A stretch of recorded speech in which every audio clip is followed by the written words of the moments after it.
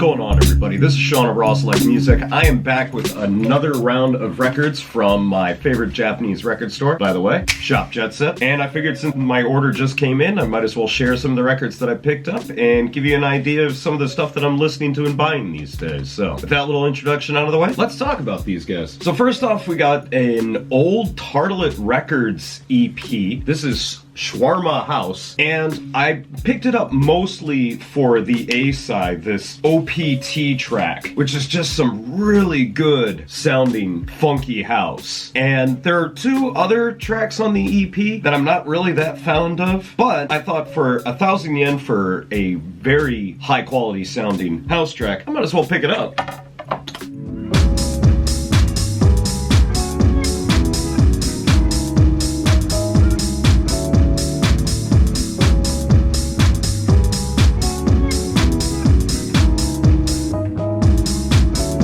As you can tell, very funky, very jazzy as well. And I really like the sound of this record. And like I said, for 1,000 yen, or roughly about 10 bucks, it seemed like a nice little addition to add to my house collection and another good weapon to have in my arsenal for whenever I do a house event. So yeah, happy to add this one to the collection. All right, next up, we got D Arabia Key Lime from House of Disco Records. And recently, I don't know why, I've been on a little bit of a disco house kick, and I really like some of the other previous releases that I have from this label. And my main reason for picking this one up was this was a demonstration copy from Jet Set, which means it was gently used as the store listening record. And Jet Set always discounts records that they use as their store listening ones. I don't really remember exactly what this record sounds like. D Arabia Key Lime EP, and it looks like it's mostly remixes, but I'm gonna listen to the A side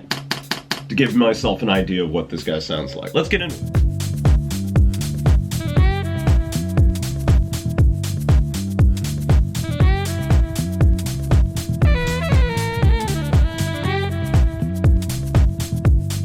Based on the original, it's pretty jazzy. There's this cool little sax line to it, and it just feels like some nice, cool disco house. I'm just kind of into this sound, and House of Disco is one of the best labels to do this disco-inflected house music. So yeah, can never go wrong with any House of Disco record. I'm really glad that I picked this up, and I'm really glad that it was discounted too. So double bonus on that one.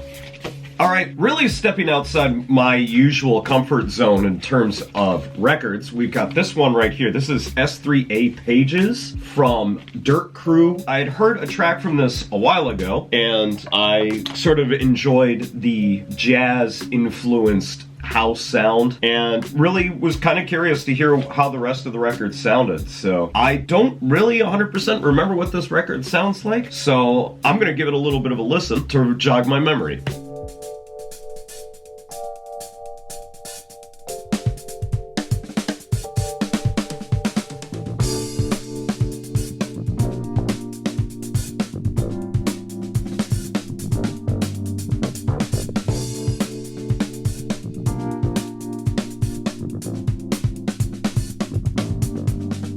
The little cursory listen that I've given this record is it sounds like it's a little mix of live jazz with house music. The one track that really stuck out to me was the B-side one-track Greed, this guy right here. I really dig this song. I'm curious to hear what the rest of this record sounds like. I don't really have that much more to say about it because I really don't know exactly what it sounds like, but from what I've heard, pretty promising, and probably give you my full thoughts and opinions on this guy at a later date. So yeah, look forward to seeing a full review on this record sometime soon. And speaking of stepping outside my comfort zone, for the first time in a while, I actually ended up buying a Japanese record, and that would be this guy right here. This is Ilmore, and this is his Pure EP. I picked it up from hearing a track on here, which I can't, is AMIE, Amie, something like that. And the reason that I picked it up is I'm not a huge fan of Japanese hip-hop. I'm not a real big fan of Japanese rappers, mostly, but I do have a strong appreciation for a lot of the Japanese beat makers that are out there. But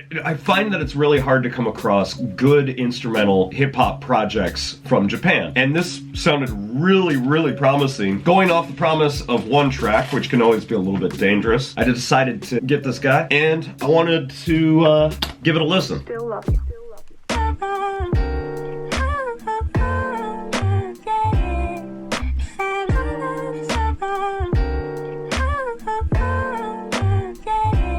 Initial impressions on this guy are pretty strong. Seems like it's a pretty varied listen with some more sample-based tracks, some more Jay Dilla sounding tracks, some more electronic sounding tracks, and I just kind of like the overall sort of like relaxing vibe to it, which is kind of commonplace in a lot of Japanese hip-hop records. So I'm really looking forward to sitting down and listening to this guy and giving you my full thoughts and opinions of it at a later date. But first initial impressions, pretty good, and would recommend right here and now that if you ever run across Illmore Pure EP, yeah, give this guy a listen. And then finally, the whole reason that I did this order. I was gonna make this pretty much my last order of the year because I really wanted to sort of catch up on music and then just sort of shut everything down so I can start hammering out what my records of the year are gonna be. And I've almost neglected to pick this guy up here. This is Floating Points Crush. I accidentally adhered the sticker to the record in kind of a weird way. Doesn't really matter. I gotta say first and foremost, the glossiness of this record is so sexy. And another thing that's actually really, really cool, aside from it not only having notation for one of the tracks on here, which is pretty cool in and of itself, and it also lists all of the players and all the different instruments that are used on the record. But much like the previous Floating Points record, there's actually some artwork on the inside of it, which is also really, really cool. And I love Floating Points' attention to detail when it comes to stuff like this. My initial impressions of this record were pretty strong. I've already listened to it a little bit, and my feeling was it was sort of like Floating Points does an IDM record, which, me being an old school IDM head, I'm all about that shit. So I'm definitely looking forward to giving this record a full, more intent listen. But yeah, if you haven't heard anything from this, let me share some goodies from this guy.